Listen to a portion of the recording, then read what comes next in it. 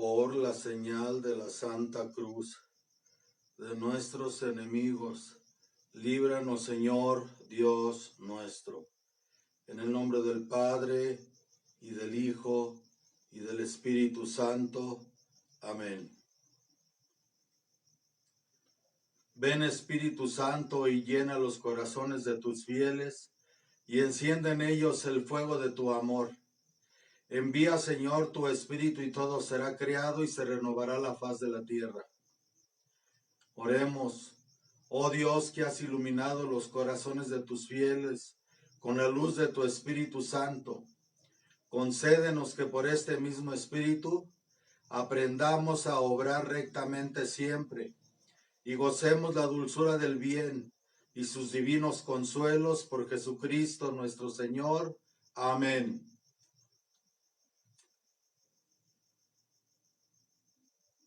Por la señal de la Santa Cruz de nuestros enemigos, líbranos, Señor Dios nuestro, en el nombre del Padre, y del Hijo, y del Espíritu Santo. Amén. Secuencia del Santo Evangelio según San Mateo. Gloria a ti, Señor. En aquel tiempo,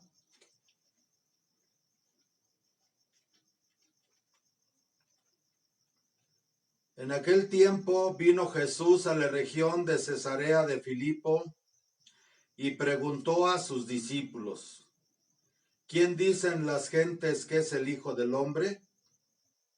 Respondiéronle ellos: unos dicen que Juan Bautista, otros que Elías, otros que Jeremías o alguno de los profetas.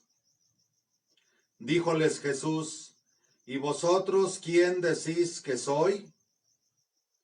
Tomando la palabra, Simón Pedro dijo: Tú eres el Cristo, el Hijo de Dios vivo. Contestóle a su vez Jesús: Dichoso tú, Simón, hijo de Jonás, porque no te ha revelado esto la carne ni la sangre, sino mi Padre que está en los cielos. Y yo a mi vez te digo que tú eres Pedro, y sobre esta piedra edificaré mi iglesia, y las puertas del infierno no prevalecerán contra ella. Te daré las llaves del reino de los cielos. Todo lo que ates en la tierra será atado en los cielos, y todo lo que desates en la tierra será desatado en los cielos. Palabra de Dios. Alabanza a ti, oh Cristo. Por las palabras del Evangelio sean perdonados nuestros pecados. 29 de junio de 2023, conmemoración de los santos apóstoles San Pedro y San Pablo. Por motivos de que se reventó o tronó un transformador por aquí cerca, se suspendió la llamada y la transmisión durante la misa de esta tarde. Pero no quiero dejaros a vosotros sin la explicación de este día que es tan importante para la iglesia. Nadie puede poner otro fundamento que el que puso Dios, que el que puso nuestro Señor Jesucristo. El fundamento que puso el Padre Eterno es la piedra angular, ante la cual quien caiga sobre ella se destroza. A quien le caiga esta piedra lo despedaza. Esa piedra angular que fue desechada por los constructores es Jesucristo nuestro Señor. Jesús el Mesías, o en hebreo, Yeshua HaMashiach. Verbo encarnado en Jesús, la segunda persona eterna de la Divina Trinidad, encarnada en Jesús. El Verbo, la palabra, dabar en hebreo, la palabra de Dios encarnada. Por obra del Espíritu Santo, en el vientre purísimo, siempre pura, la Inmaculada siempre Virgen María. Por voluntad del Padre. Esta es la piedra espiritual, fundamental, real, eterna, que ha puesto Dios en la iglesia, que nadie puede cambiar, que nadie puede quitar, que nadie puede usurpar. Pero Jesús, como piedra angular fundamental, estableció también un cimiento, una piedra visible que quedara en la tierra en su representación, y como vicario de él, al él, después de su obra redentora, ascender a los cielos. Y esa piedra sobre la cual está unificada y construida la iglesia, una, santa, católica y apostólica, romana, porque el fundamento de esta iglesia, el fundamento, la piedra visible, quedó en Roma por disposición de Dios. Esa piedra es el primer discípulo que tuvo a nuestro Señor Jesucristo, buscado por él mismo, que se llamaba Simón, a quien después nuestro Señor Jesucristo le quitará el nombre de Simón y le dará el nombre de Kefá, la roca. La Iglesia Católica, Apostólica, una santa y romana, es la única iglesia, la iglesia madre, que puede recordarse, investigarse, analizarse, aún en sus aspectos arqueológicos, y es la única que puede demostrar que verdaderamente fue fundada por nuestro Señor Jesucristo.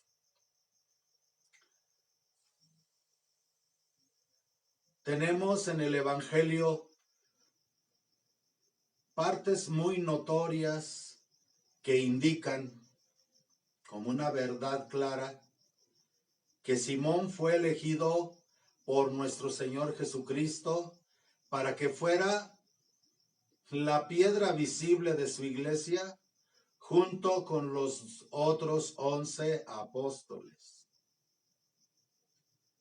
Pero la única piedra que como piedra fundamental quedó, y la demostración histórica demuestra por los hechos que ha sido profundamente fecunda, es la iglesia romana. Sin desconocer las iglesias de rito griego que fueron fundadas también por Simón o Kefá, Pedro, por Pablo y por los demás apóstoles. Juan el Amado, el evangelista, el que reclinó su cabeza en el corazón del Maestro en la cena, y los demás apóstoles. Todas ellas enraizadas, estas piedras con las que la iglesia ha sido fundamentada por Jesucristo, en Kefá, la roca principal, la roca visible, la roca que él eligió para que fuera su vicario en la tierra a perpetuidad hasta la consumación. Tenemos en el Evangelio cuando Jesús, después de haber sido bautizado en el Jordán por Johanan el bautizador,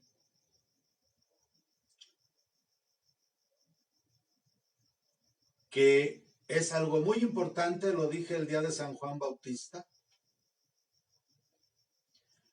En la misa de San Juan Bautista aparece.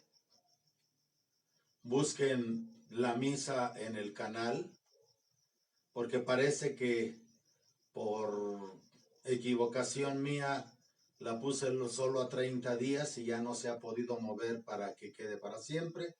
Algo le moví, pero hoy voy a repetir esto para que podamos entrar en el torrente maravilloso del día de hoy. Recordemos que Herodes el Grande, Herodes, el papá de aquel Herodes que mandó matar los niños de Belén, había sido escogido por el Imperio Romano de alguna manera políticamente para gobernar Israel. Y Herodes el Grande, que fue el que reconstruyó el templo y lo hizo aún más grande y majestuoso que el de Salomón, él, para poderse prever de que no fuera destituido de Israel como rey, se encargó de mandar asesinar a todos los descendientes de Aarón que tenían derecho al sacerdocio, al sumo sacerdocio. Cierto que Moisés y Aarón eran de la tribu de Leví, pero por orden de Dios solamente los descendientes de Aarón podían ocupar el sacerdocio. No todos los levitas podían ser sacerdotes. Hay un libro judío que los judíos saben y conocen, bueno, al menos los más instruidos, los judíos más ancianos entre los sabios de Israel, que se llama ese libro o es escrito la Gemara y en el Talmud. Pero en la Gemara de una manera especial está escrito que Herodes, para evitar que los sacerdotes lo destituyeran, haciendo uso de su autoridad sacerdotal, mandó asesinar a todos los descendientes de Aarón. Para esto, uno de los sabios de aquel tiempo, con una prudencia, le dijo: si vas a matar a todos, solo deja a uno. ¿Y quién creen que dejó? Fue a Johanán, el bautizador, Juan el Bautista, que era hijo de Sejaría o de Zacarías, que era también sacerdote. Los remito al Evangelio para que vean cómo fue de manera sobrenatural la concepción de Juan el Bautista, que fue anunciado por Gabriel cuando Zacarías estaba en el templo orando frente al arca, cuando entró a poner incienso en el arca. Bien. Pero a pesar de eso, para evitar que Juan fuera asesinado, porque con Herodes no se podía confiar, los esenios del Mar Muerto le dieron apoyo, cobijo, ayuda y protección a Juan el Bautista, que caminaba por el desierto, que se alimentaba de miel de abeja y de langostas, que era totalmente una anacoreta, con voto de nazariato, cabello largo, que no podía comer nada fermentado, ni vino, ni pan fermentado, y que guardaban celibato, como era conocido de todos los judíos de aquel tiempo. Pues, ¿qué creen? Sejaría o Zacarías le transmitió el sacerdocio a su hijo. Recordemos que también Zacarías era descendiente de la familia de Aarón con derecho al sacerdocio. Por lo tanto, el único sacerdote verdadero que quedaba en Israel después de Sejaría era Johanán el bautizador, Juan el Bautista. Todos los demás habían sido asesinados. Entonces, ¿quiénes eran los fariseos y los sacerdotes que hacían las ceremonias en el templo de Jerusalén? No eran levitas, o algunos a lo mejor levitas, pero no descendientes de Aarón y por lo tanto no podían ejercer ni válida ni legítimamente el sacerdocio. Habían sido impuestos por Roma para mantener el control del pueblo de Israel aún en lo religioso. Herodes en lo político y los fariseos en lo religioso. Había la costumbre, había una manera de transmitir el sacerdocio. Por eso es tan delicado cómo se transmite el sacerdocio. Ministro, materia, fórmula, intención. La forma de transmitir el sacerdocio en aquel tiempo era que el sumo sacerdote, para transmitir el sacerdocio a otro, lo tenía que llevar a una migbe. La migbe era un baño ritual que se podía hacer en el río, que se podía hacer en el mar, en el lago Tiberíades, que se podía hacer en alguna, lo que ellos acostumbraban, las piscinas como la de Siloé o la de Bethesda, lugares donde se hacían las inmersiones, algo parecido al bautismo, donde rezaban oraciones. Pero la forma de transmitir el sacerdocio era, el sacerdote que iba a transmitir al siguiente, le pedía al que iba a recibir que se arrodillara y que lo contemplara a los ojos. Se contemplaban a los ojos profundamente para lograr una conexión en todos los aspectos.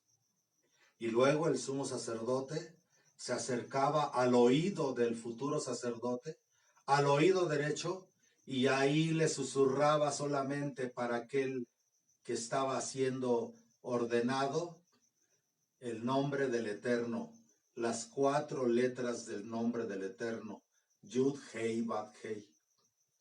Y le pronunciaba el nombre con la entonación correcta para que durante el siguiente periodo ese sumo sacerdote pudiera pronunciar el día de Yom Kippur frente al Arca de la Alianza, el santo nombre de Dios que producía cosas sorprendentes, sobrenaturales y maravillosas.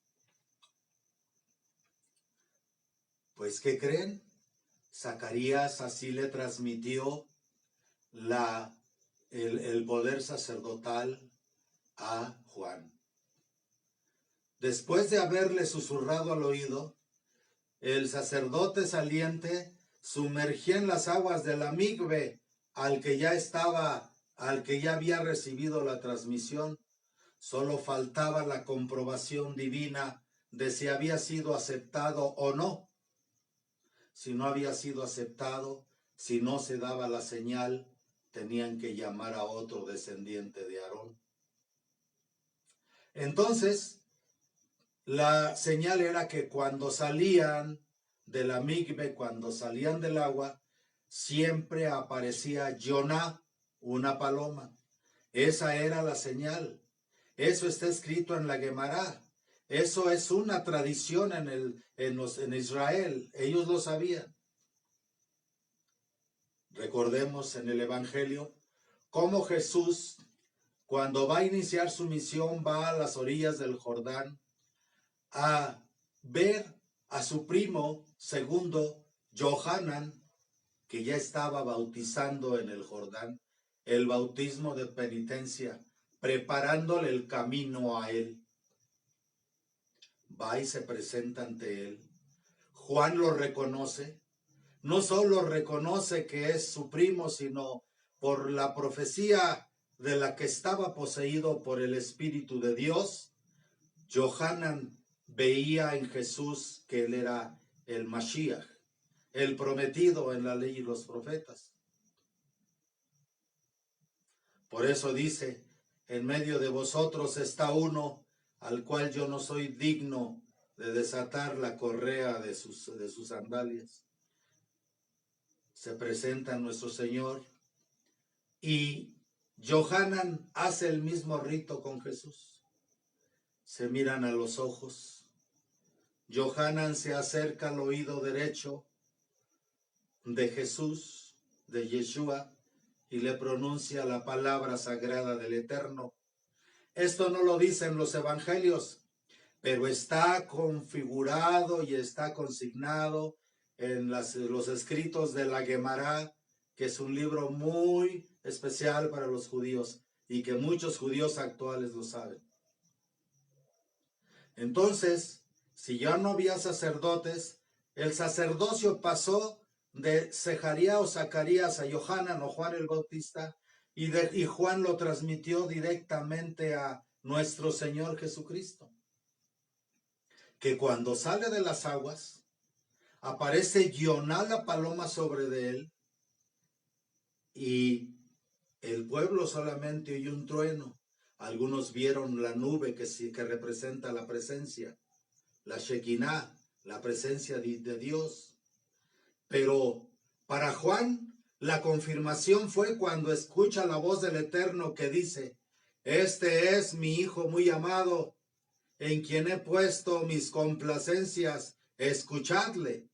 Para Johanan, esa fue la confirmación de que lo que él había visto en Yeshua, en Jesús nuestro Señor, en Jesucristo nuestro Señor, que él era el Mesías prometido en la ley y en los profetas, le quedaba confirmado.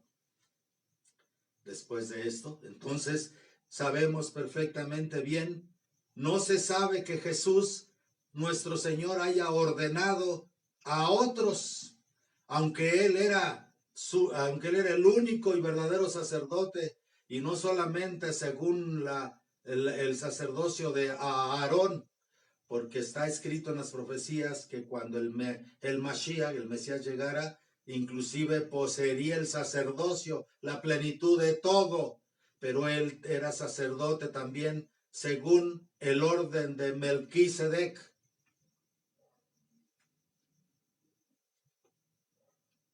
Hay mucho que profundizar, pero voy indicando el camino para que caminemos hacia lo que conmemoramos el día de hoy, San Pedro y San Pablo.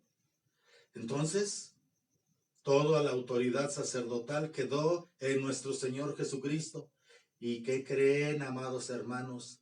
Él no ordenó a nadie más que a sus 12 discípulos. Les dio, por decirlo así, las órdenes menores que la iglesia de siempre ordena a los aspirantes al sacerdocio, le da las 4 órdenes menores, que fue lo que Jesús les dio tanto a sus apóstoles como a los 72 que mandó a predicar, para que le prepararan los caminos de la predicación en las aldeas y poblados de Israel. Pero es hasta la cena cuando Jesús realmente los ordena de sacerdotes y les transmite ese sacerdocio. De tal manera que los 12 no nada más recibieron el sacerdocio de Jesucristo, el sobrenatural, el divino, el que constituye la iglesia, sino también la ordenación aarónica. Eso es algo que muchos judíos saben. Y saben que si los cristianos pudieran encontrar esos fragmentos en la Gemara, como muchos judíos que lo han encontrado y ya están viniendo a Jesucristo, ya están creyendo en Jesucristo como el Mashiach, porque en sus propios libros está confirmado que ellos en ese tiempo reconocieron ocultamente que Jesús era el Mesías, porque inclusive han llegado a decir que Jesús se robó el nombre de Dios, que lo sabía porque se lo robó, pero no se lo robó. Ya les acabo yo de enseñar lo que sucedió, que está en la Gemara. Terminando pues el bautismo, Jesús va a empezar su misión y entonces va a buscar a sus discípulos. Obviamente que va a empezar a llamar aquí a unos a otros. Jacob y Johanan, el discípulo amado, que también se llamaba Juan, Johanan, Jacob, que malmente se dice Santiago. Lo que pasa es que se decía San Jacob, porque en hebreo Jacob, San Jacob el mayor, o San Jacob el menor, Santiago el mayor, Santiago el menor. Bueno, Santiago el mayor y Juan eran discípulos del Bautista. También Andrés era de los que iba a escuchar al Bautista. Pedro no. Simón era reacio, él allá con sus barcas, allá con los pescadores, allá él en su vida de casado, con su familia, como un hombre de familia y con sus pros y sus contras como todo ser humano. Recordemos que Santiago el mayor y Juan el amado, lo mismo que Andrés, van tras de Jesús cuando escuchan a Juan que dice: he ahí el Cordero de Dios, el que quita los pecados del mundo. Se fueron con Jesús. Jesús en cierta forma después los va a llamar, porque en el Evangelio se habla que después va a llamarlos, pero se van con él al influjo de las palabras de Juan el Bautista. Pero el que realmente Jesucristo va a llamar por primera vez, y lo va a llamar, y ese llamado indica la predilección y la elección en relación a la fundación de la iglesia, es a Simón. Va a la orilla del lago Tiberíades. Aquellos están por salir del lago Tiberíades. Jesús está predicándole a la gente. Se sube a la barca de Pedro, escoge la barca de Pedro, había más. Allá andaba por ahí Santiago el mayor y Juan en otra barca, y probablemente había otros. Y con Pedro no nada más su hermano Andrés, otros. Por obvias razones podemos entender que Simón ya sabía de Jesús, pero pues era un hombre mundano de trabajo, pues que no le interesaban esas cosas. Y Jesús les dice: ¿tenéis algo que comer? No, Señor, hemos pescado toda la noche y no hemos podido pescar nada. Y Jesús les dice: echa las redes al mar. Se sube con ellos, echa las redes al mar. Señor, toda la noche hemos esforzado y no hemos logrado nada, pero confiando en tu palabra. Obviamente que Simón sabía quién estaba ahí. Andrés le había platicado. Santiago el mayor y Juan el amado le habían platicado. Confiando en tu palabra, y arroja las redes al mar, y se llena de tantos peces que casi se revientan las redes. Tuvieron que gritarle a Santiago y a Juan que vinieran con otra barca a ayudarles para poder sacar las redes a la orilla. Ya lo expliqué en el sermón del domingo pasado. Entonces, dice el Evangelio que dejándolo todo, le siguieron.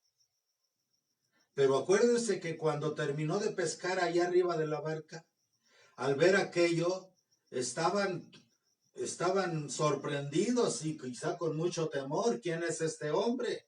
Y Pedro, haciéndose hacia el otro lado de la barca: apártate de mí, Señor, que soy un hombre pecador, le dice Simón a Jesús. Y Jesús le contesta: Simón, ven conmigo, yo te haré pescador de hombres.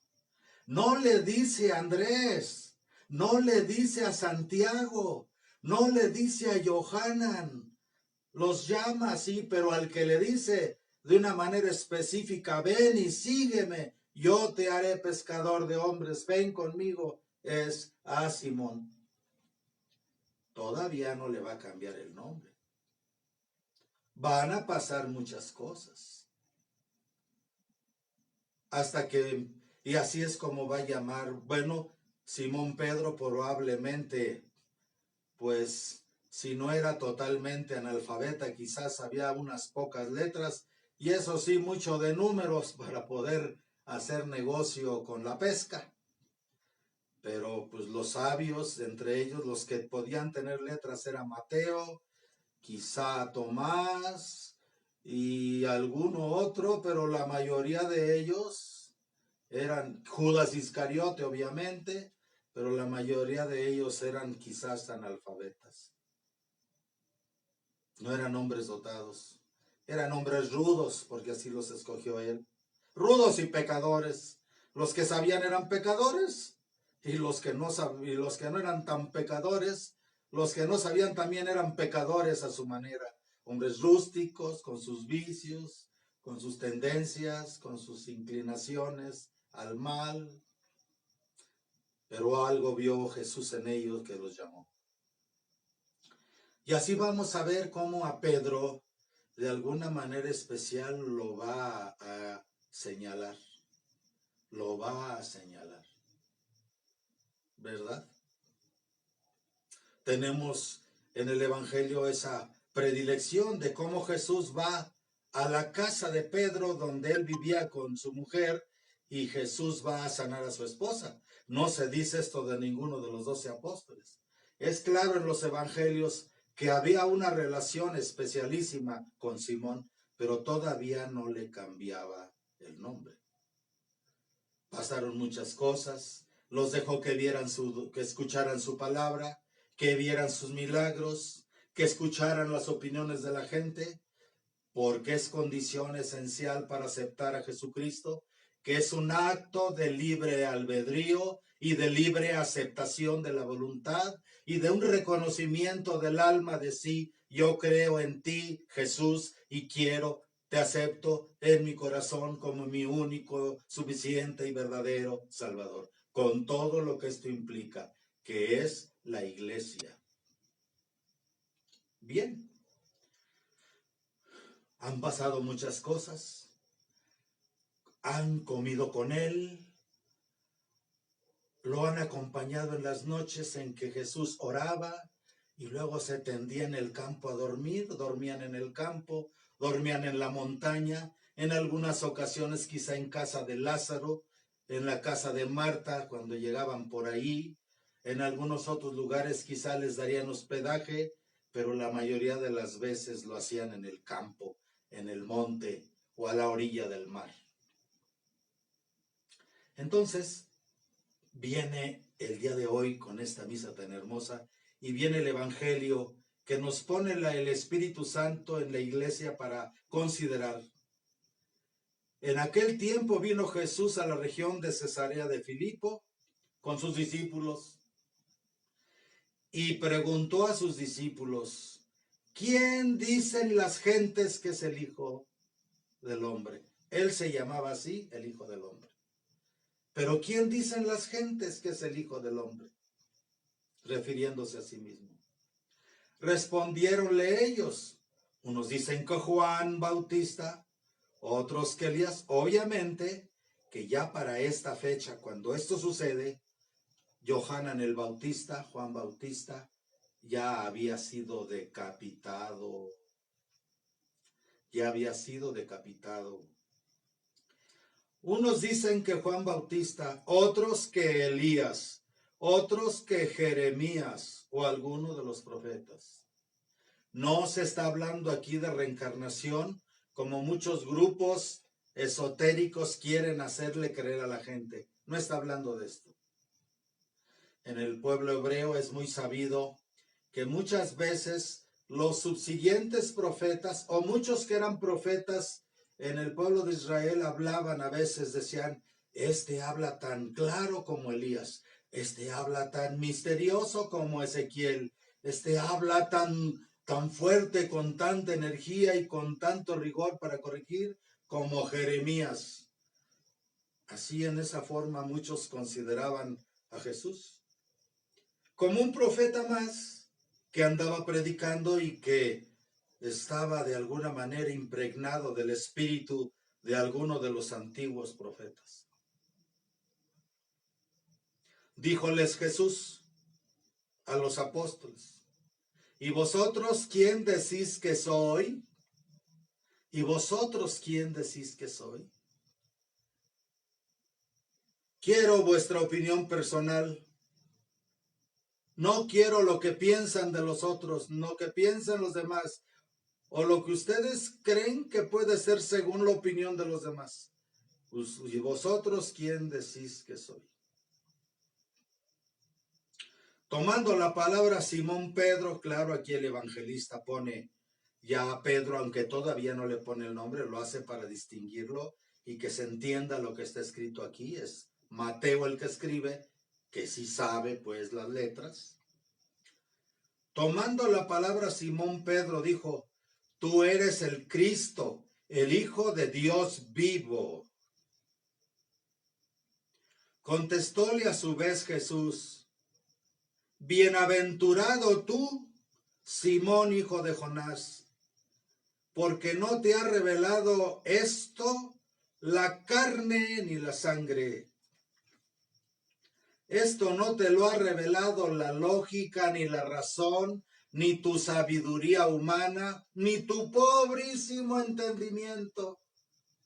¿Qué sabía Pedro de las Escrituras? Quizá lo que oía en la sinagoga y lo que se hablaba sobre eso entre el pueblo, como los feligreses en la iglesia. Sobre todo en aquel tiempo, pues que era muy difícil que el pueblo tuviera pergaminos de la Torá. Bienaventurado tú, Simón, hijo de Jonás, porque esto no te lo ha revelado la carne, ni la sangre, ni la ciencia, ni los sabios, ni lo que has escuchado de los rabinos, nada, sino mi Padre que está en los cielos. ¿Por qué? Aquí vemos claramente por qué el Padre decide revelarle esto a Simón y no a los otros. Que no estaba allí Juan, el puro, el casto, el célibe, el más jovencito, el inocente, el no manchado. No estaba ahí su hermano Jacob, el mayor, Santiago el mayor, que los dos eran hijos del trueno, hijos del Zebedeo, judío, de los más cumplidores, de los más perfectos.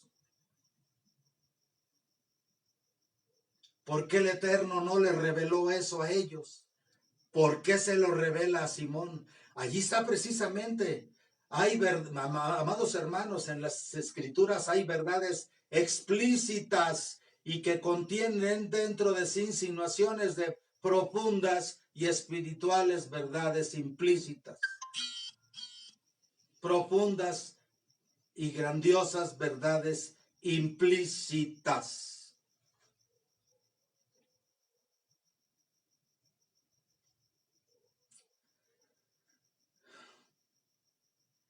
Claro, está en la elección para lo que Pedro va a hacer, porque en el pueblo de Israel los nombres tienen que ver con el destino del que es nombrado.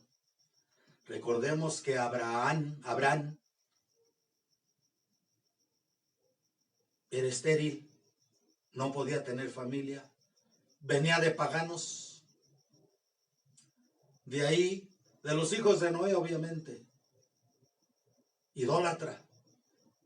Y cuando Dios lo va a escoger para que reciba el linaje celestial, el linaje de luz, y también el linaje biológico, de donde va a nacer el pueblo de Israel, de donde Dios le dará seguimiento al linaje biológico como al linaje espiritual, para que pueda aparecer Jesucristo nuestro Señor, le cambia el nombre.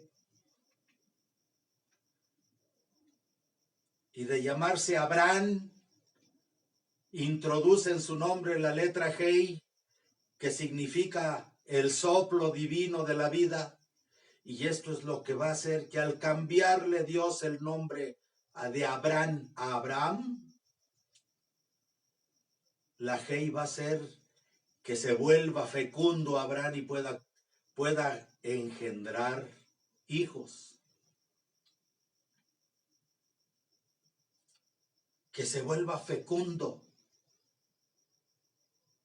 Entonces en Israel se sabe que el nombre tiene que ver con el destino de la persona, ya que en la tierra estamos para cumplir un destino eterno, un destino divino, un propósito de Dios. No estamos para otra cosa más que para eso aquí en la tierra. Por eso es tan importante que los católicos aprendan a elegir los nombres para sus hijos, porque en los nombres está, en cierta forma, la marca del plan divino que Dios tiene para esa criatura. Por eso no hay que poner nombres en recuerdo del abuelo que era bien borracho o de la tía que era no sé qué. No, hay que la madre y el padre deben de intuir desde su corazón un hombre que pueda beneficiar, apoyar el destino de aquella alma que ha encarnado en esa criatura. Pues así también Jesucristo, después de haberle dicho, bienaventurado tú, Simón, hijo de Jonás, porque no te ha revelado esto la carne ni la sangre, sino mi Padre que está en los cielos. Y yo a mi vez te digo que tú eres Kefá, la roca. Qué nombre tan raro, ¿verdad? Qué nombre, porque ahora a veces la iglesia no quiere, bueno, sobre todo los tradicionalistas somos muy delicados en eso de poner nombres, porque la gente ahora pone cualquier nombre y a veces nombres que suenan muy bonitos, pero tienen significados demoníacos. Esmeralda todavía, diamante, rosa. Pues a Simón Jesús le pone, te vas a llamar pues yo a mi vez te digo que tú eres. Ni siquiera le dijo, fíjense la palabra, le está dando un nombre con esencia. No le dice, te llamarás, te nombrarás, sino le dice, tú eres. Le da el ser de Kefá, el ser de roca. Eres piedra, de aquí en adelante eres piedra, eres roca, Kefá. Eso va a transformar a Simón totalmente. Simón o Simeón, que es lo mismo. Shimón. Ha habido muchos Shimón, el anciano Shimón, el que recibió al niño en el templo. Pero vemos aquí cómo Jesús no le dice te llamas, sino eres. Tú eres Kefá, tú eres la roca, tú eres roca. Y sobre esta Kefá, sobre esta roca, edificaré mi iglesia. De tal manera que esa roca es participativa. Al hacer de Kefá la roca, los otros 11 también son en cierta forma rocas para el templo, piedras para el templo no hecho de mano humana. Una roca espiritual sustentada por la piedra fundamental angular que es Jesucristo. Y donde está Kefá, allí se construye la iglesia. Así como vemos una iglesia gótica, vemos un templo barroco, un templo churrigueriesco, sobre todo esos templos donde todo ha sido construido con piedra. En el caso de las, como Notre Dame, como las grandes basílicas o iglesias góticas, donde inclusive con el paso de los siglos no se encuentra entre piedra y piedra la argamasa que las une. Se han vuelto una unidad. Por eso resisten los temblores. Obviamente, indiscutiblemente, de que hay una ciencia sagrada de construcción, o había una ciencia sagrada de construcción, en el cual las grandes basílicas y las grandes catedrales, todas son peso, número y medida, así como Dios ha creado todas las cosas y todos los seres con peso, número y medida. Y obviamente el ser humano creado a imagen y semejanza eterna puede co-crear, haciendo con lo que ha sido creado una semejanza con peso, número y medida. Pues así hay piedras que son cimiento, piedras que son piedras de ángulo, piedras que son columnas, piedras que son paredes, piedras que son ventanales, piedras que son arcos de medio punto, piedras que son el techo, la techumbre de las grandes basílicas, de las grandes catedrales. Pues ese templo material representa, es un símbolo, es un signo de la iglesia construida sobre la Kefá, la roca firme. Cada uno de nosotros, en la medida que se permite desarrollar la grandeza de los dones que Dios le ha dado a cada quien, es el destino. Hay papas que han sido columnas, no todos. Hay sacerdotes que han sido cimientos, no todos. Los doctores de la iglesia, por ejemplo, que son cimiento, que se han hecho uno con la Kefá, con el vicario de Cristo. Los papas, en la medida que cada uno de los bautizados piensa y siente como Jesucristo, se desaparece la argamasa que une las piedras y se vuelve una sola cosa. Como Jesús lo dijo en el huerto de Getsemaní: Padre, que todos sean uno, como tú y yo somos uno. Ellos en mí, tú en mí, para hacer la unidad. Esa es la iglesia de Pedro. Es la Kefá, sostenida por las 4 columnas principales, una, no muchas, una y santa, fundada por Jesucristo. La iglesia romana, históricamente y arqueológicamente, junto con las iglesias fundadas por los apóstoles, son la única iglesia que puede demostrar histórica y arqueológicamente que fue fundada en Pedro por Jesucristo. Una santa, católica, es universal. Admite aquella pesca milagrosa en la que sacaron 153 peces. Según las tradiciones hebreas, los judíos sabían que en el lago de Genezaret había 153 peces, que eran todas las especies habidas y por haber en el lago de Genezaret. Por lo tanto, cuando pescan la pesca milagrosa después de la resurrección y sacan 153 peces, significa la iglesia que tiene que dar cabida en su seno a todo gentil, de toda nación, de todo pueblo, de todo continente, de toda raza y color. No de toda creencia. Ese es el error del ecumenismo actual. No. Todos tienen que pensar y creer como Jesús, para que la roca siga firme, para que la roca siga inconmovible, para que la roca siga indestructible.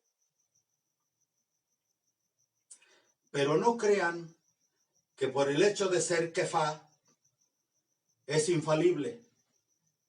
No, al menos sin ciertas condiciones. Porque vamos a ver a Pedro como en una ocasión, ya cuando Jesús viene de camino hacia Jerusalén, la última ocasión que va a entrar a Jerusalén y que va a ser sacrificado por nosotros. Él, antes de llegar por ahí en algún páramo, durante la noche les platica que el Hijo del Hombre será entregado, será azotado, crucificado, coronado de espinas, muerto y que resucitará al tercer día. Y Simón Pedro se acerca y le dice: no, Señor, no lo permite el Eterno, no vayas porque te van a matar. Y Jesús le dice: apártate de mí, Satanás. Fíjense bien cómo le nombra a la roca. Apártate de mí, Satanás, porque tú piensas como los hombres, no tienes el pensamiento de Dios.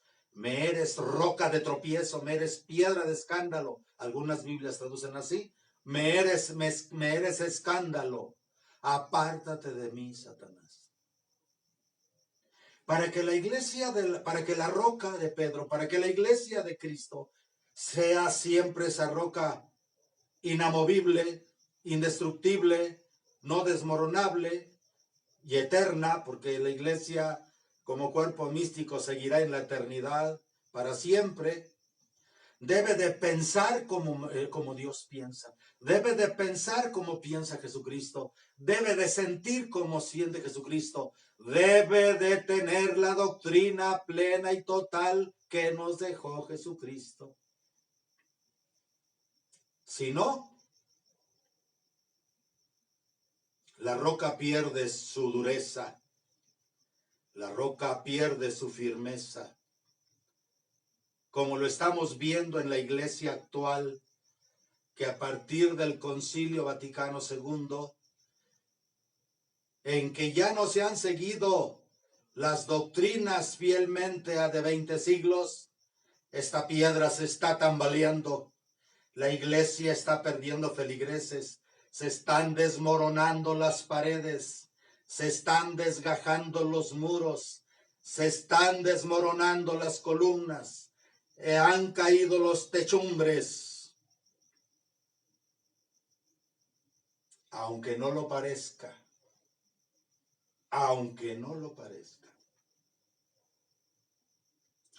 Por eso, creemos firmemente los tradicionalistas en la infalibilidad de los concilios, cuando estos son concilios verdaderamente ecuménicos, que tienen carácter de infalibilidad, que reúnen las características para ser concilios, donde el Espíritu Santo se ve obligado, por la fuerza de su misma divinidad, a no permitir el error, la herejía, el engaño, la mentira, la apostasía.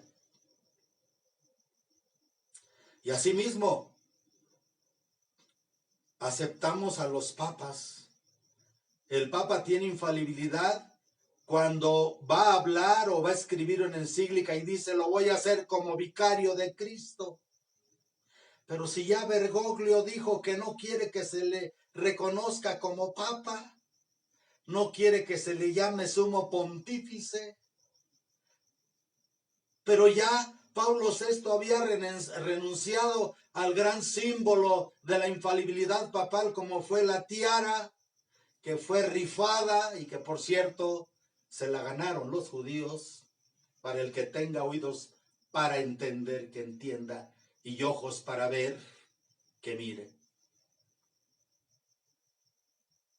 Cuando un papa va a escribir o va a hablar en materia de fe, de doctrina, de moral, de costumbres, de liturgia, es infalible cuando habla como vicario de Cristo, porque el Espíritu Santo se ve obligado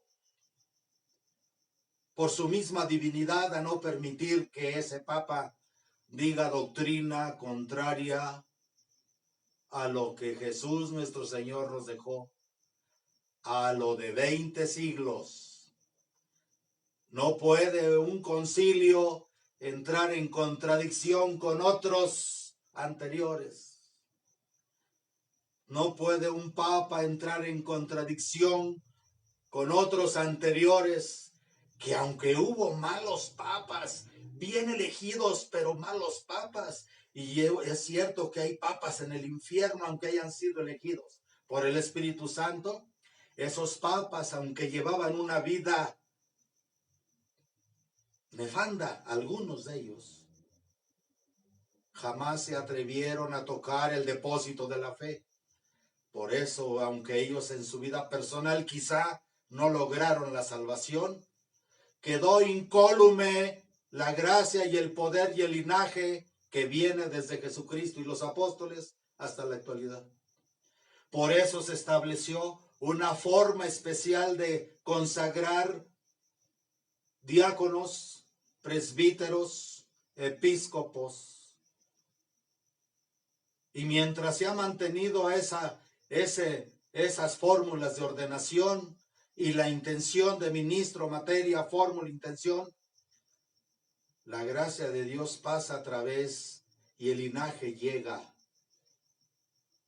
Por eso los grupos tradicionalistas son tan exigentes en pedir que se ordenen con el rito aprobado, con el rito que no tiene mancha, no tiene imperfección, a la segura, si el obispo está ordenado correctamente y reúne las condiciones en él de intención, de materia, y pronuncia la fórmula correcta, transmite, ordena, consagra, bendice.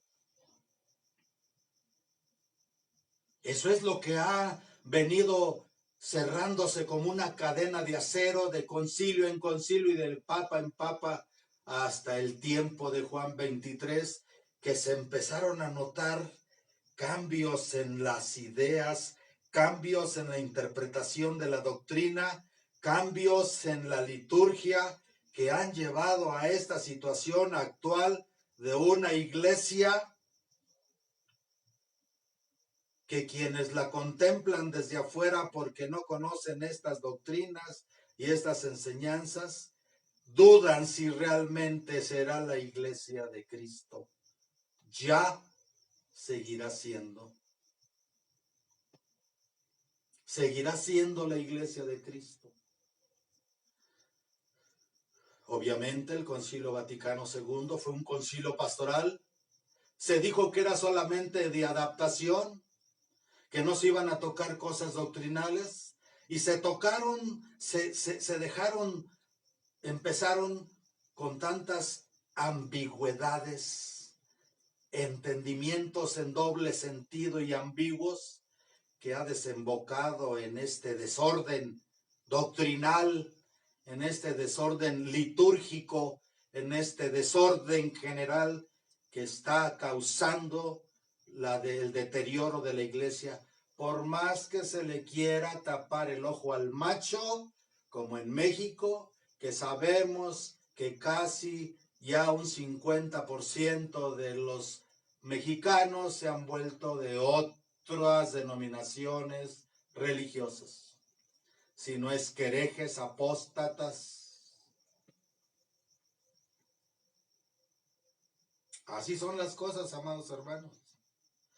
Entonces, para que Kefá se mantenga vivo, para que la roca, aquí no se trata de papas, porque los papas se han apegado al pensamiento de Cristo, al sentimiento de Cristo, al pensamiento de Dios, y en cierta forma, no importa la personalidad, cuando el papa es fiel a la doctrina, se diluye en la gran roca de Pedro, en la gran Kefá. En la gran Kefá.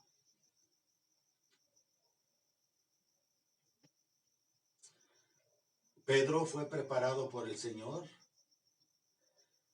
Pedro negó a Jesús. Toda la vida de Pedro nos muestra, nos enseña cómo tenemos que obrar con la iglesia. Jesús corrigió a pesar de que le había dicho ya con anterioridad: bienaventurado tú, Simón, hijo de Jonás, porque esto de que has reconocido que soy el Hijo del Dios vivo, no te lo reveló la ciencia, ni la lógica, ni la teología, ni la filosofía. Te lo reveló mi Padre que está en los cielos.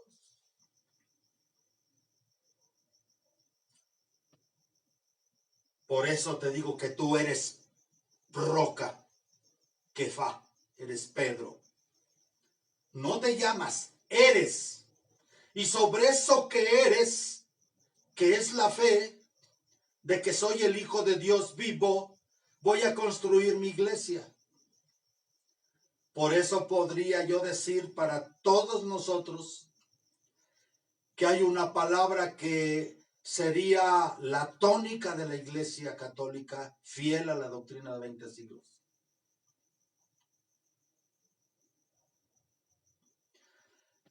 In confessione Petri sumus. En la confesión de Pedro somos.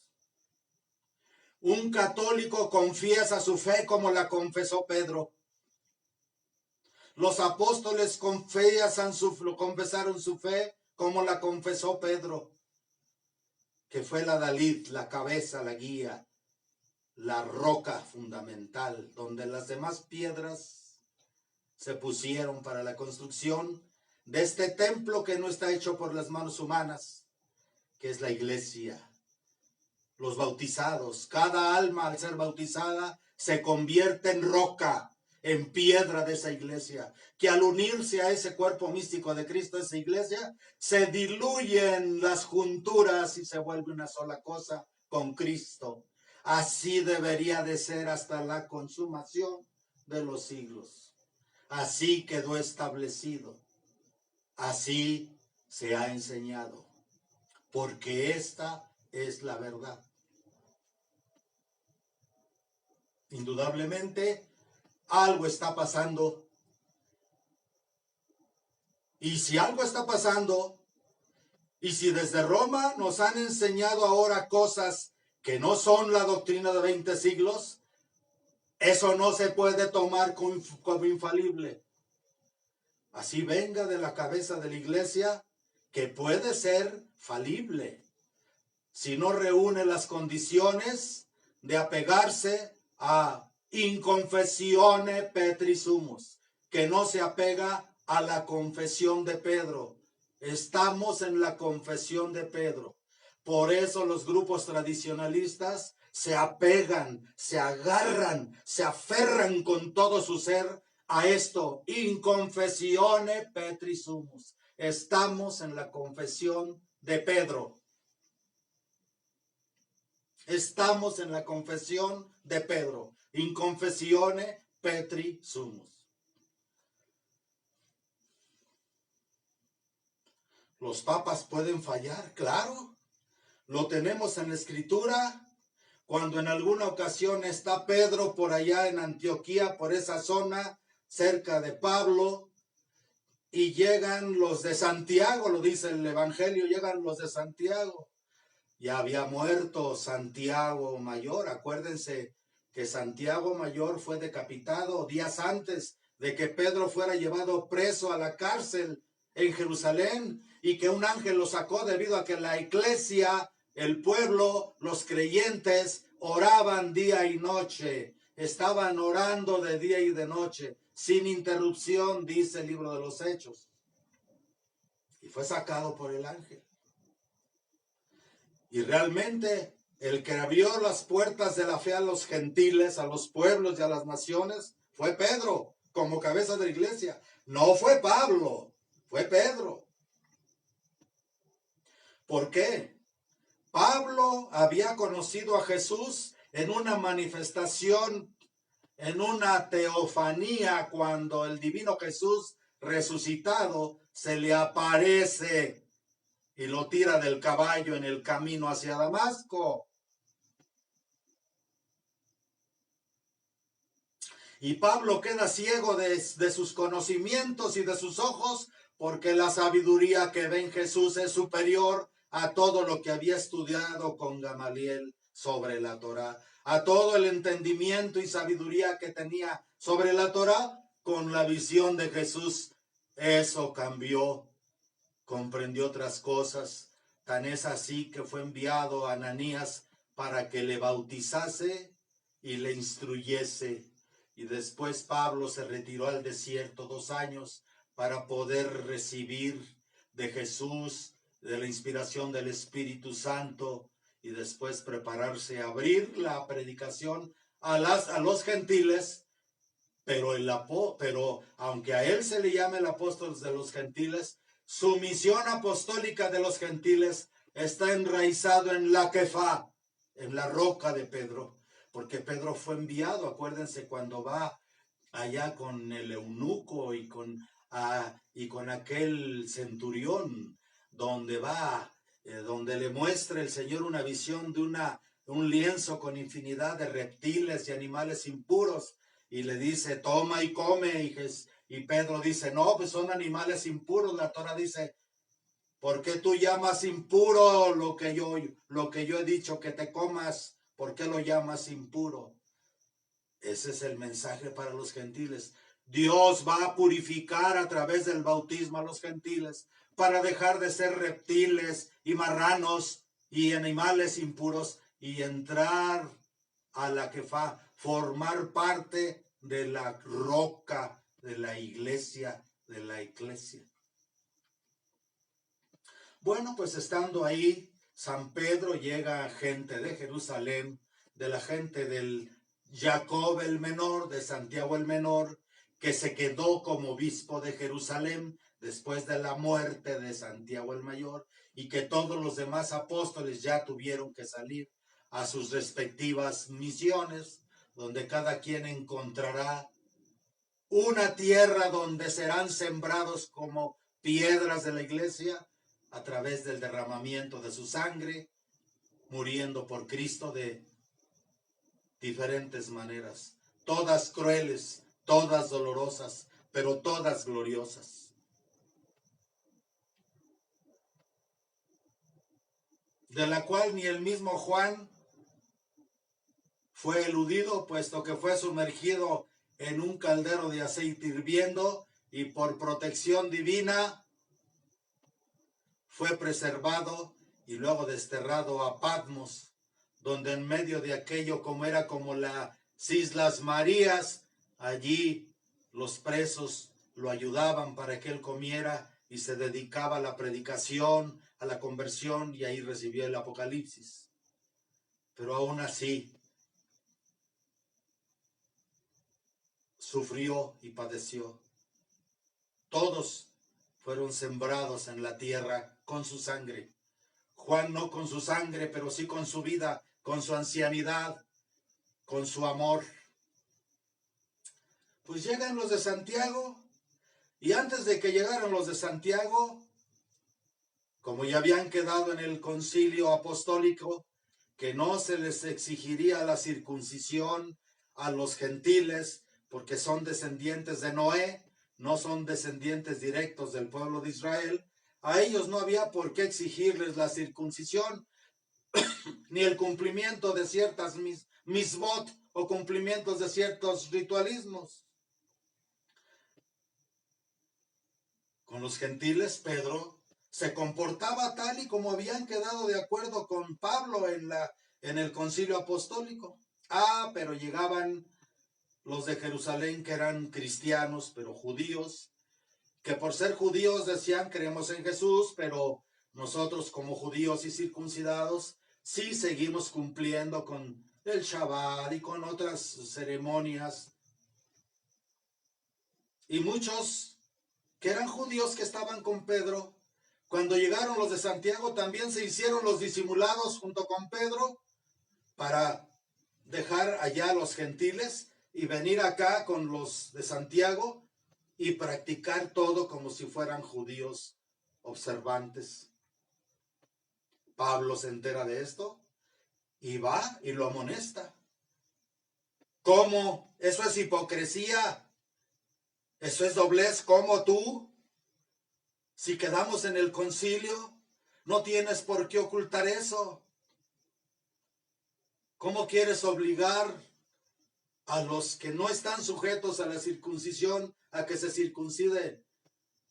¿Cómo quieres judaizar solo por el yo, por el qué dirán, por el miedo a que te critiquen los que siendo cristianos han decidido de su libre albedrío seguir cumpliendo con ciertos mandatos de la Torá, que también es correcto si ellos así lo quieren, pero en Cristo somos libres? San Pablo amonestó al Papa.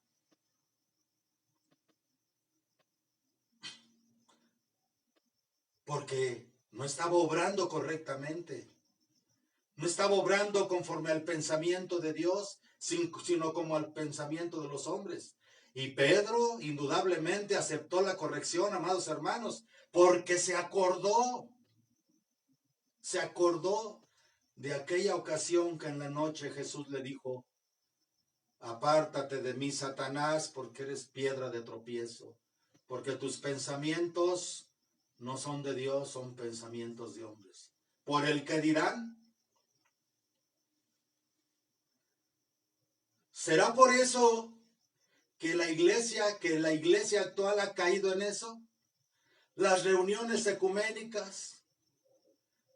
Desaparezcamos la misa verdadera para instituir una misa que no lastime a los protestantes, a los que no creen en la Sagrada Eucaristía y en la transustanciación, de tal manera que los anglicanos que no tienen sacerdocio usan los misales romanos actuales del nuevo orden mundial, Novus Ordo Missae, para celebrar sus ceremonias. Y muchos protestantes, los grupos ecuménicos de Taizé, usan los misales porque los mismos protestantes dicen que en el nuevo misal ya no hay nada que contradiga sus creencias. Ellos no creen en la transustanciación. Ellos dicen que es solamente un símbolo y dicen que en la nueva misa establecida por Pablo VI, eso es lo que se dice, eso es lo que se da a entender. Las palabras de los nuevos misales son duales. Lo puedes interpretar de la transustanciación o lo puedes interpretar desde un simple significado. Ay, entiéndelo como se te antoje. Ahí está el misal. No son los pensamientos de Dios, son los pensamientos de los hombres. San Pablo, que prohíbe: todo hombre que ora con la cabeza cubierta deshonra su cabeza. Toda mujer que ora con la cabeza descubierta deshonra su cabeza. Y aunque dice ahí que a la mujer le ha sido el cabello dado como velo, aún así San Pablo dice que la mujer debe cubrirse la cabeza. Y dice, si alguien quiere discutir, sepa que nosotros no tenemos esa costumbre, ni tampoco la Iglesia de Dios. Ahora no, ahora la indecencia, la inmodestia en el vestir del hombre y de la mujer llena los templos católicos. Los abusos litúrgicos. San Pablo diciendo, no consiento que la mujer hable y enseñe en la iglesia. Los altares apretados de diaconisas, de sacerdotisas, la mujer ahora exigiendo que se le ordene como sacerdote, cuando si Jesús hubiese querido instituir sacerdocio en la mujer, ¿a quién más que ordenaría si no es a la bienaventurada, inmaculada y purísima Virgen María, su madre? ¿Quién más que ella? Sin embargo, no es enseñanza de Cristo. ¿Cuántas cosas? Y los católicos lo ven, y los católicos lo viven, y los católicos ignorantes que se dejan llevar por estas nuevas interpretaciones, que no son la confesión de la roca, que no son en la confesión de Pedro, porque Pedro aceptó a Jesús con todo lo que les iba a enseñar, con todo lo que les iba a transmitir, con toda su pasión, su muerte, su resurrección, su gloriosa asunción. Así vivieron los primeros siglos del cristianismo. Pero como dije, San Pablo, pues, conoció a Jesús de esa forma gloriosa. Y quizá conoció a Jesús más todavía cuando fue arrebatado al tercer cielo y experimentó aquel, como dijo él, porque ni el ojo vio ni el oído entendió lo que Dios tiene preparado para los que le aman. Pero San Pablo se sujeta a la doctrina. Cuando va con los apóstoles a Jerusalén, los apóstoles lo examinan, le preguntan y él les explica todo lo que le ha sucedido. Y cuando los apóstoles se cercioran de que lo que él enseña es la misma confesión de Pedro, lo apoyan, lo bendicen, le imponen las manos también. Lo aprueban. Pero ¿quién más que Pedro, amados hermanos, que vivió con él, que comió con él, que fue tan íntimo del Señor. Pedro era un hombre rústico, quizá iletrado, ignorante en muchas cosas, impulsivo, violento, arrebatado, pero con un corazón generoso, como lo fue Moisés, un corazón generoso, un corazón enamorado de Jesús. Imprudente muchísimas veces Pedro. Su imprudencia y su impaciencia y su violencia y su ira y su arrebatamiento lo llevó a cometer los errores que cometió. Pero eso en ningún momento menguó el amor de él por su maestro. Es claro en el Evangelio que el que más amaba a Jesucristo era Pedro. Era clarísimo que Pedro amaba a Jesucristo con un enamoramiento inclusive hasta cierto punto ciego y arrebatado. Por eso le dice en el cenáculo: yo seré capaz de dar la vida por ti. A donde tú vayas yo iré. Yo seré capaz de dar la vida por ti. Pero aún no tenía trabajado sus miedos, ni su imprudencia, ni su arrebatado carácter, ni su ira. Lo vemos sacar la espada en el huerto de Getsemaní, cortar la oreja de Malco. Hizo lo que él sentía que tenía que hacer por su maestro. ¿Cómo sentiría él cuando su maestro le dice: basta, Pedro, guarda tu espada en la vaina? ¿O acaso crees que si yo no le pidiera a mi Padre en este momento, me enviaría 12 legiones de ángeles para que me defendiera? Pero la escritura se tiene que cumplir. Y le restaura la oreja a Malco. Por amor no quedaba en Pedro. Jesús sabía que su iglesia lo que tiene que hacer es amarlo. Y Dios en su Espíritu Divino se encargará de prepararnos, de purificarnos y de los defectos de carácter, siempre y cuando la iglesia ame a Jesucristo con esa entrega, con esa violencia. Debemos de ser arrebatados para ir a Cristo. Debemos de ser violentos para ir a Cristo. Debemos de llenarnos de ira para apartarnos de lo que nos aleja de Cristo. ¿Cómo se sentiría Pedro en el atrio, en la casa de Caifás, cuando entra y se acerca a la hoguera? Se están calentando porque la noche es fría. Y le dice a alguien: tú andabas con él, tú andabas con ese hombre. No, yo no conozco a ese hombre, no sé de qué me hablas. El impulso, amaba a Jesucristo, pero su miedo, su yo al que dirán, su miedo a morir sacrificado, lo hizo negarlo.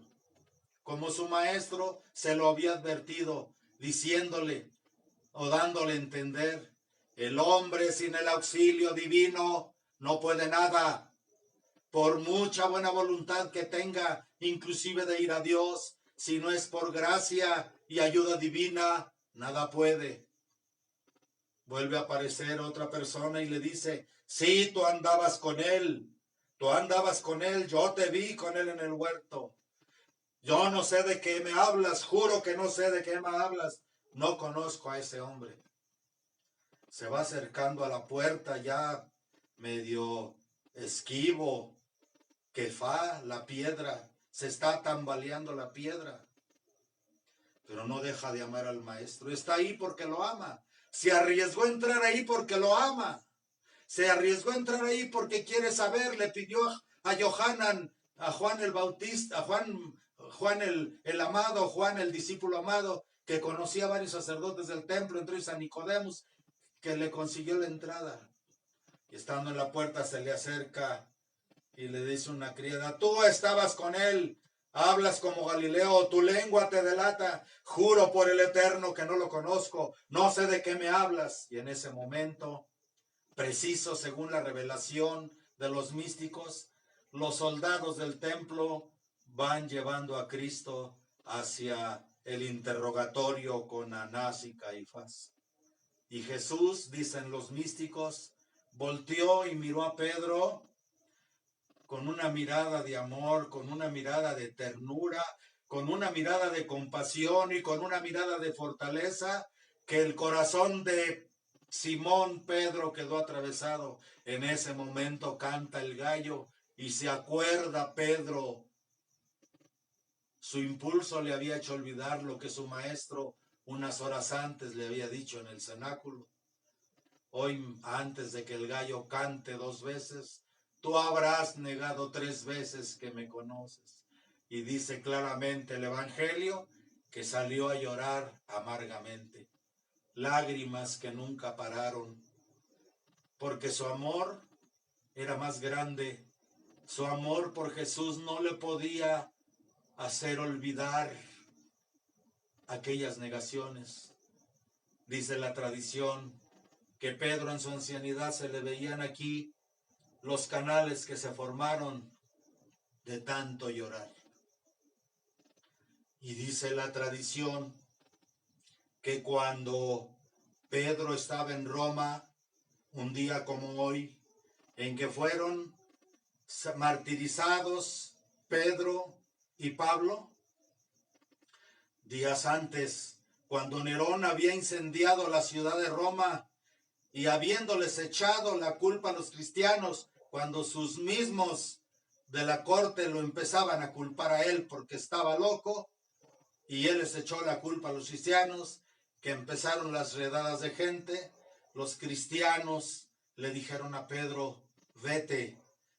Se fue según la historia, según la tradición,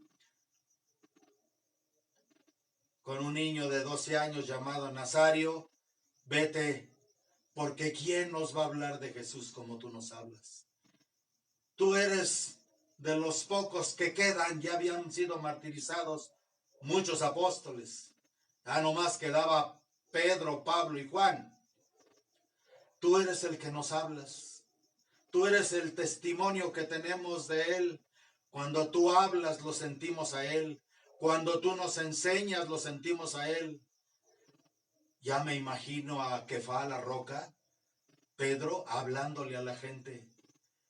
Platicar y volver a platicar y volver a platicar cómo había vivido con Jesús, cómo había comido con Jesús, cómo había acompañado a Jesús, cómo lo había invitado a su casa, que eso no lo dice de otros apóstoles el Evangelio, que Jesús fue a casa de la suegra de Pedro y la curó. ¿Qué amor le tendría a Jesús a Pedro que hizo eso por él? ¿Con qué ternura platicaría Pedro a la hora de evangelizar? Sí, la confesión de Pedro, decirles, yo creo que Él es el Hijo del Dios vivo, el Mesías esperado por la ley y los profetas. Sí, pero ¿con qué amor? ¿Con qué lágrimas? ¿Cómo sería la transmisión de ese evangelio a través de la boca de Kefá, la roca, hablándole a los fieles, hablándole al pueblo? Ya que él dejó sucesores. La gente piensa que los sucesores de Pedro solo hay en Roma, no. También hay sucesores de Pedro en Antioquía, que fue la primera iglesia de los gentiles, donde estuvo Pedro, y después Pablo también. Pero la sucesión directa de la roca para guiar a la iglesia tenía que ser escogida por la misma roca. Los primeros papas apostólicos no se eligieron por cónclaves. Pedro eligió a su sucesor, Lino.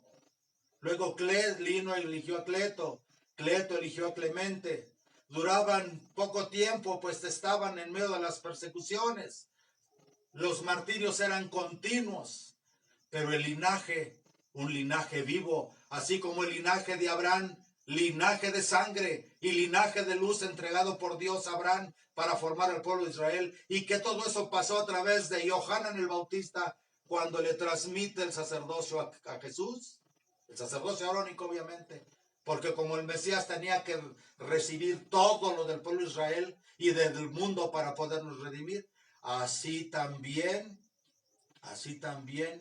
Pedro tenía que pasar esa luz, ese linaje de sangre. Sí, amados hermanos, linaje de sangre, porque una vez que estás unido a Cristo y lo comulgas y lo recibes en la Eucaristía, eres carne de su carne y sangre de su sangre.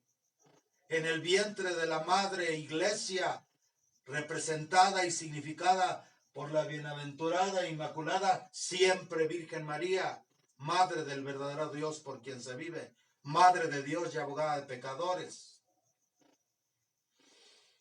Así de maravilloso, amados hermanos, así de grandioso, así de trascendental, así de fuerte.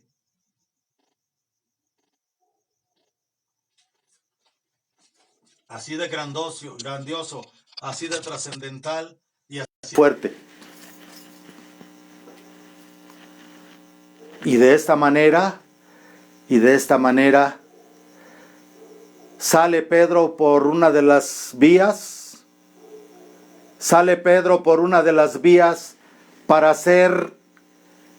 para irse.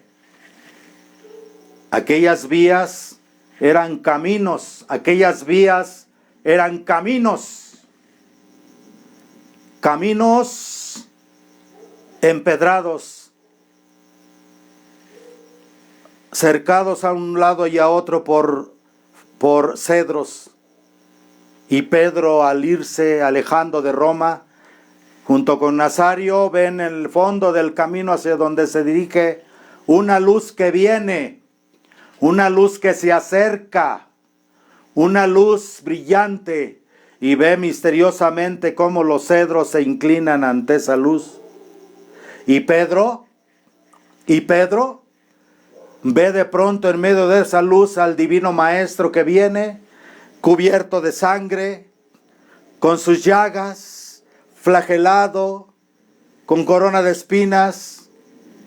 Y entonces, según la tradición, le dice aquellas memorables palabras: Quo vadis Domine, ¿a dónde vas, Señor? Quo vadis Domine, ¿a dónde vas, Señor?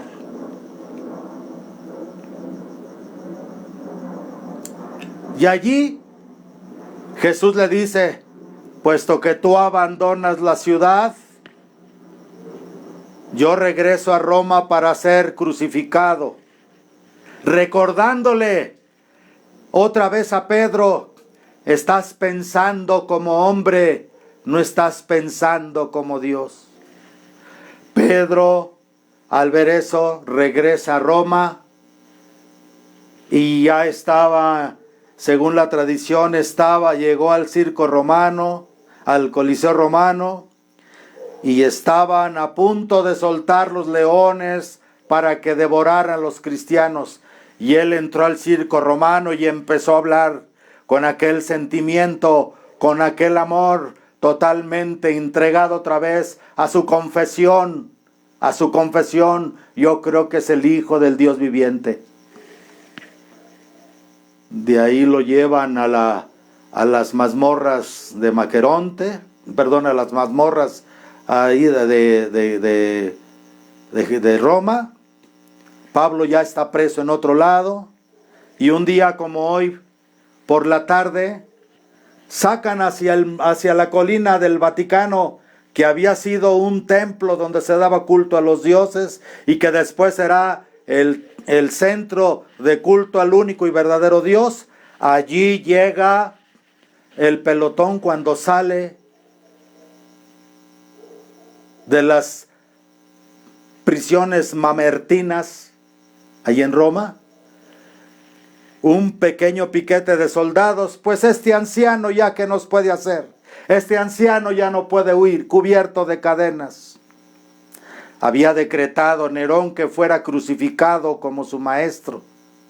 para escarmiento de los romanos, para que no se convirtieran, para que se sintieran amenazados de que si creían en Jesús también ellos serían crucificados. Y sin embargo, él, al salir, empieza la multitud a reunirse, de tal manera que dice la tradición que los soldados empezaron a sentir temor porque vieron que no llevaban a un anciano indefenso, sino llevaban a un hombre, a un pontífice, a alguien de mucho nivel.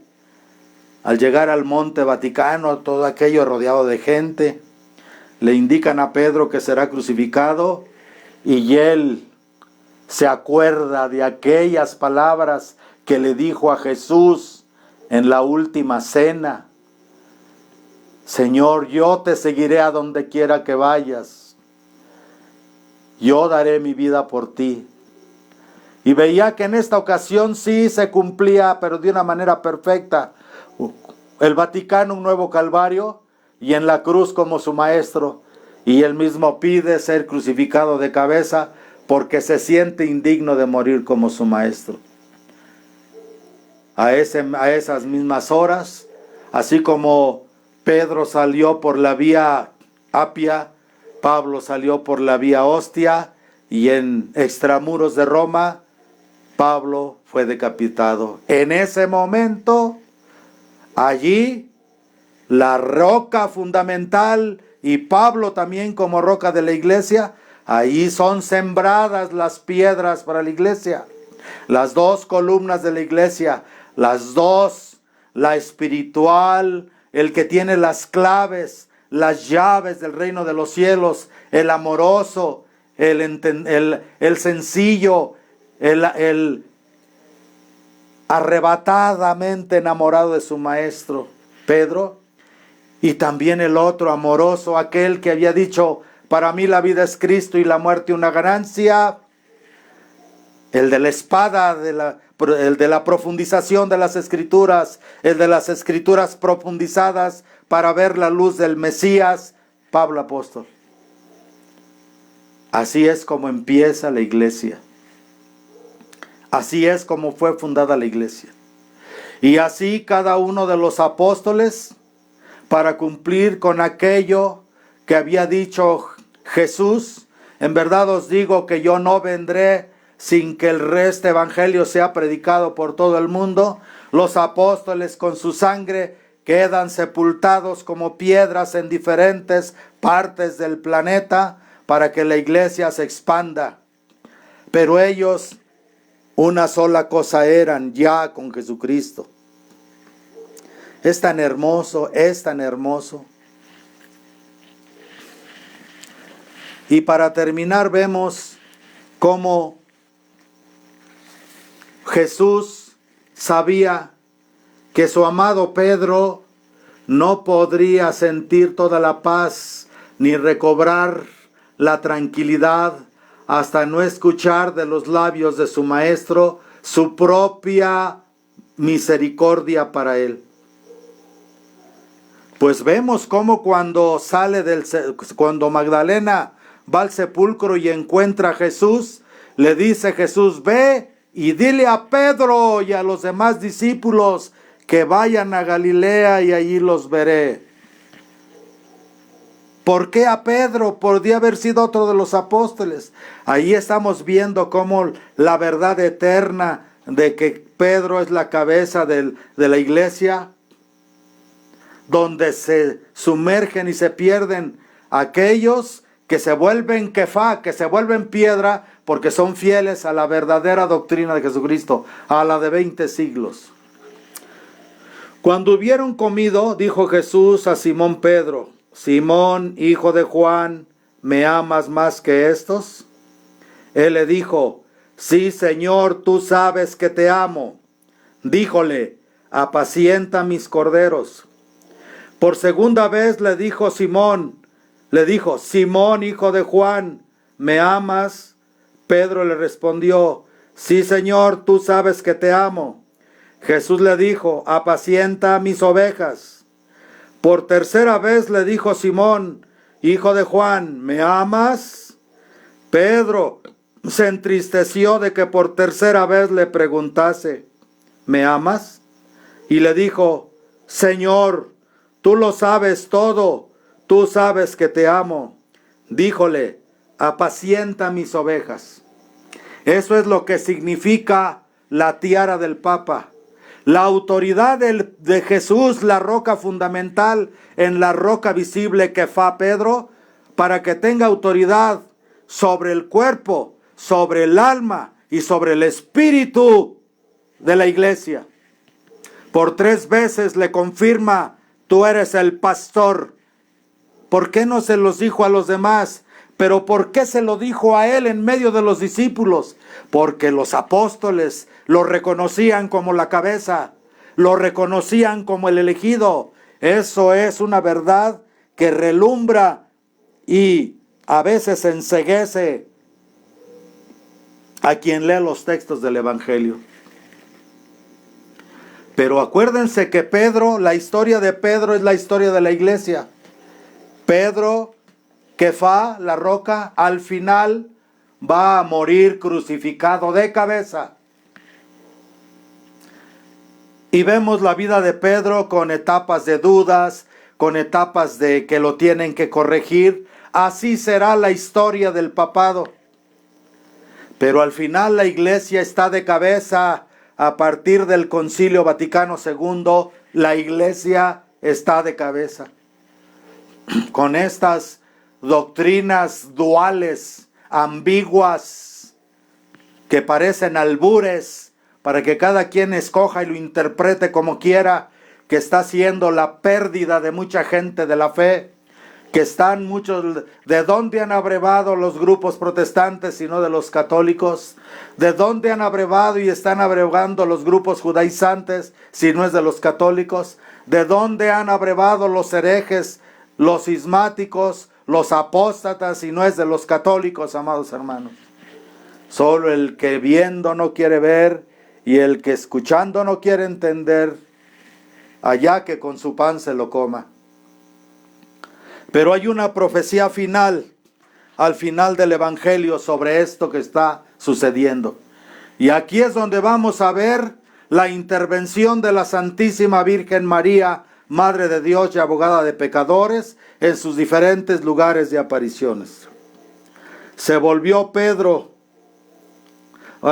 le dice Jesús antes de eso, y le dijo, Señor, tú lo sabes todo, tú sabes que te amo. Díjole Jesús, apacienta mis ovejas.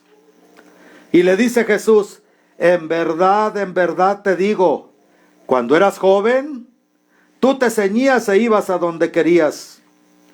Cuando envejezcas, extenderás tus manos y otro te ceñirá y te llevará a donde no quieras. Esto lo dijo indicando con qué muerte había de glorificar a Dios. Después le dijo, sígueme. Sígueme.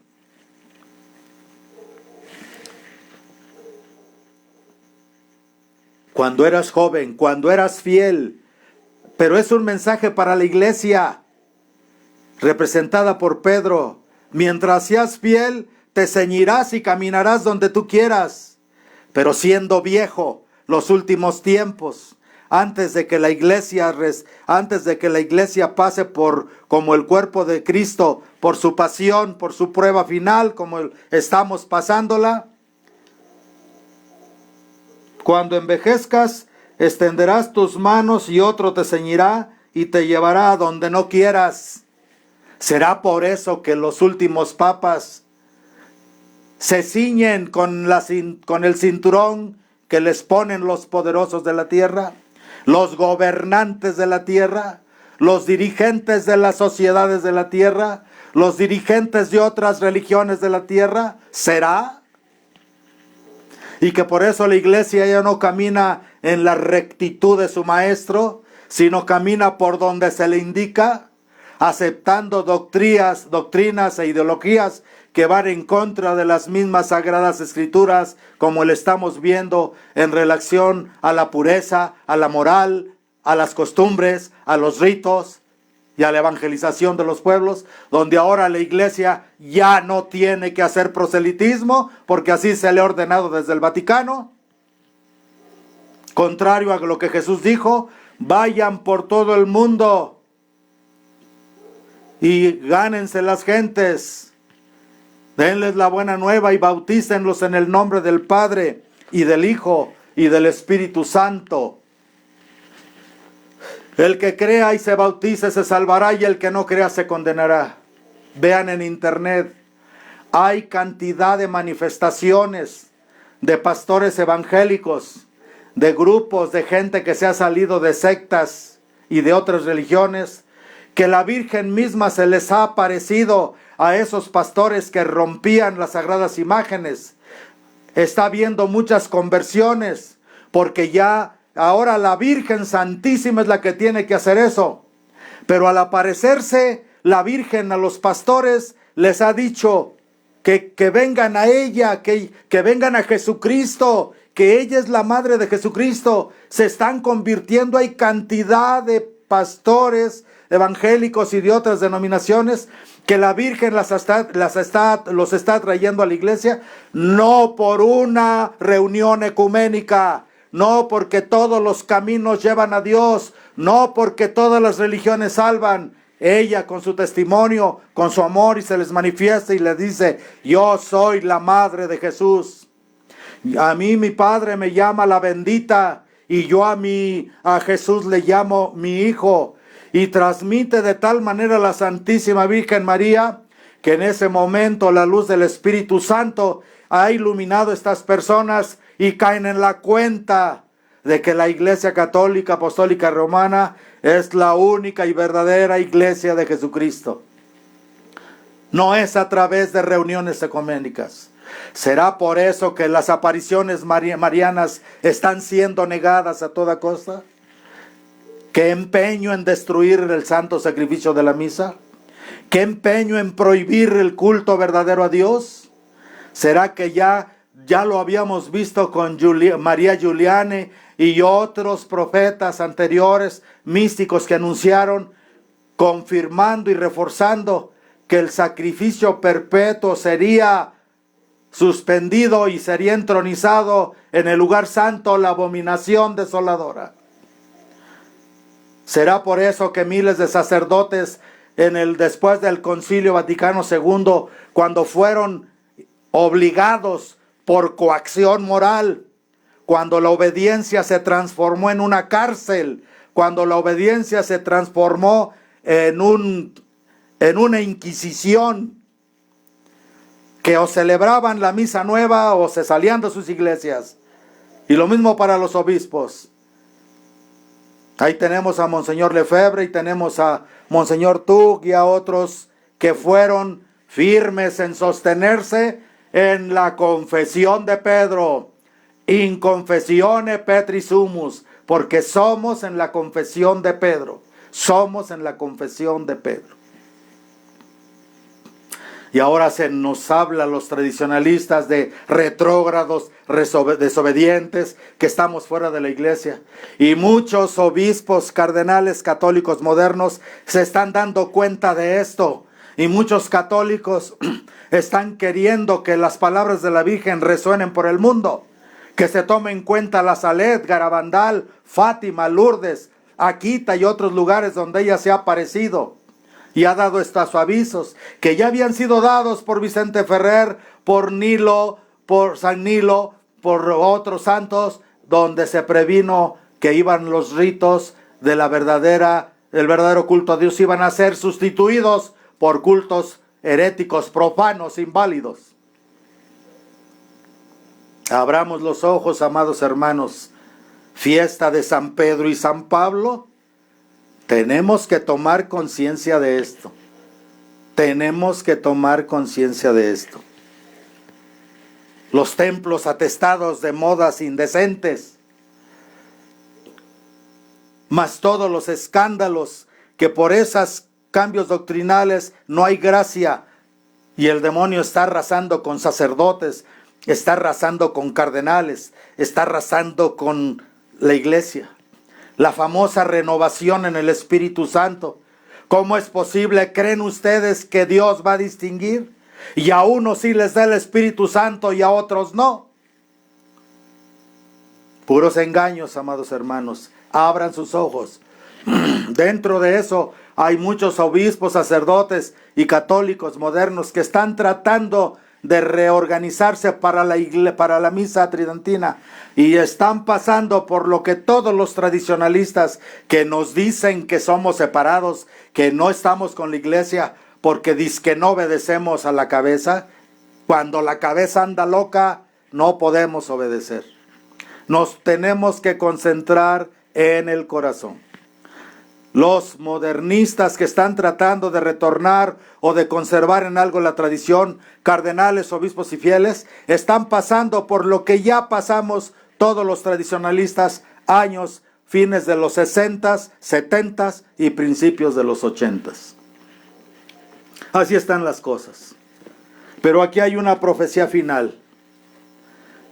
Se volvió Pedro y vio que seguía detrás el discípulo a quien amaba Jesús, Juan, el que se quedó como hijo de la Santísima Virgen María, el que la cuidó hasta que ella fue asunta al cielo, el último de los apóstoles que murió, el que en la cena se había recostado en su pecho y le había preguntado: Señor, ¿quién es el que te ha de entregar? Viéndole pues Pedro dijo a Jesús: Señor, ¿y este qué?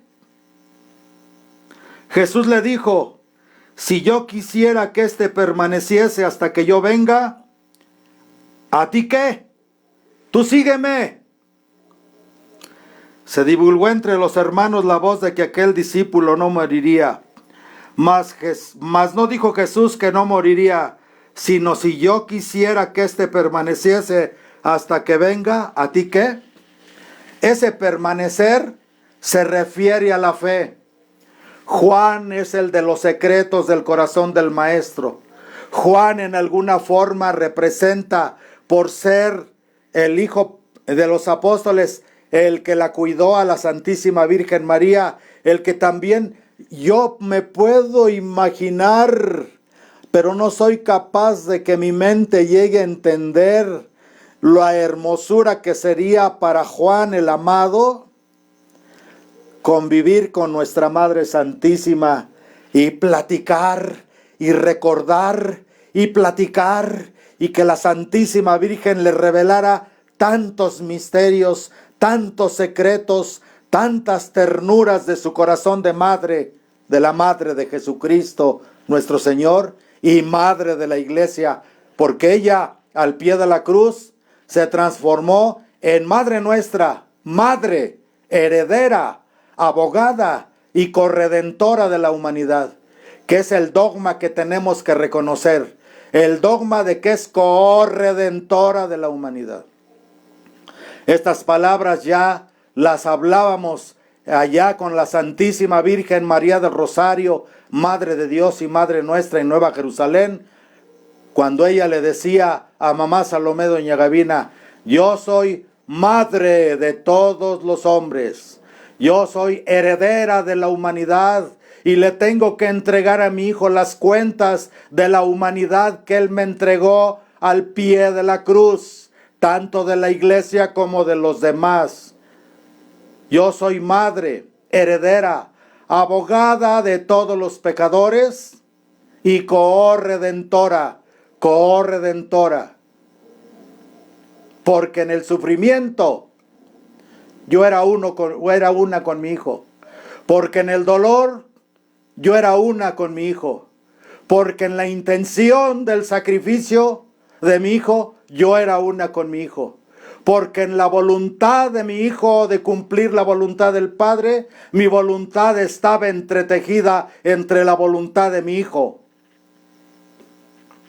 Por eso, mientras la cabeza, que es el Papa, esté loca, embriagada de humanidad, de humanismo, de apostasía, de herejía, de palabras duales, de falsas doctrinas, de yo y de qué dirán, la iglesia de Juan, es decir, la iglesia, los tradicionalistas, que por todo el mundo abrevan constantemente en las profecías de nuestra Madre Santísima en Fátima, en Lourdes, en La Salet, en Garabandal, en Akita y en todos esos lugares, aprobados o no, donde ella ha dado su mensaje que no contradice la doctrina de 20 siglos, porque in confessione Petri sumus, porque en la confesión de Pedro somos.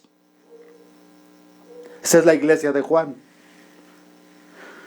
Pero el corazón nunca se va a atrever a dirigir la iglesia. El corazón nunca se va a atrever a atribuirse los atributos de gobierno y mando que tiene la cabeza, que es Kefá, la iglesia de Pedro, la iglesia, el Papa, el vicario de Cristo. Si es que a veces se duda si estos últimos vicarios desde Pablo VI para acá, que han enseñado tantas doctrinas duales, ambiguas y a veces heréticas, habrán sido papas verdaderos o ha sido fallo su pontificado por no apegarse a las condiciones de la infalibilidad.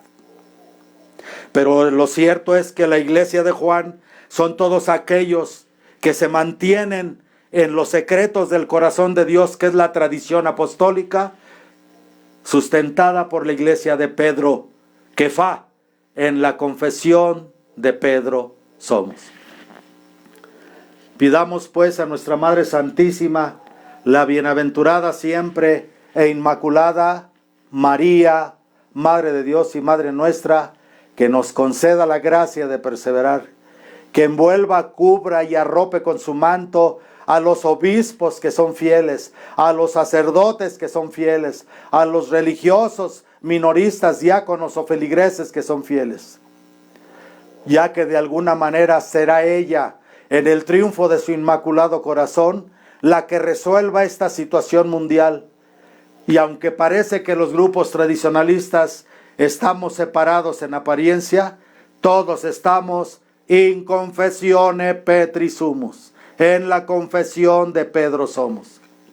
Y cuando la reunificación final se hará en la fe, en la doctrina de 20 siglos, en la confesión de Pedro, en la verdad que ha sido transmitida a la iglesia a través de 20 siglos y que ha sido desviada y cambiada desde el Concilio Vaticano II hacia acá.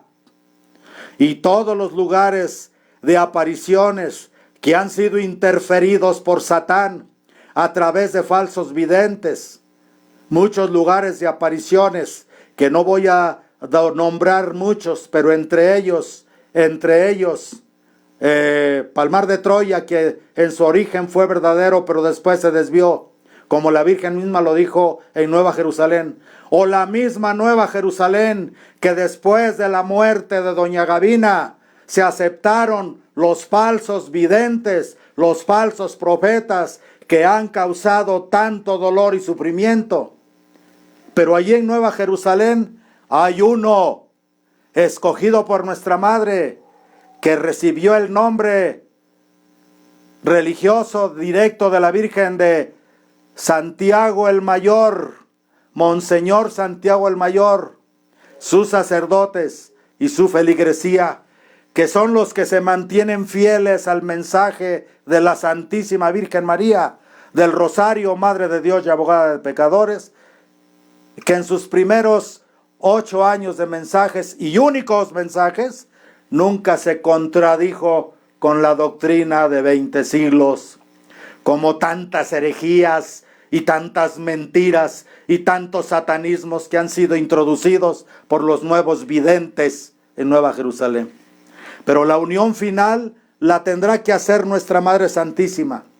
Y los que realmente quieran integrarse, si aún conservan algo de la verdad, tendrán que renunciar a esos falsos videntes, a esos falsos mensajes, a esas falsas doctrinas y quedarse solamente con la doctrina inmaculada de Jesucristo, que la Virgen jamás podrá, ni puede, ni contradice. Porque al final el mensaje central de la Virgen es: hagan lo que mi Hijo Jesús les dice. Todo el mensaje de María a través de sus lugares de apariciones se resumen: haced lo que mi hijo os dice, porque ella también está in confessione Petri sumus. Ella también está bajo la confesión de Pedro. Tú eres el Hijo del Dios vivo, el Mesías prometido en la ley y en los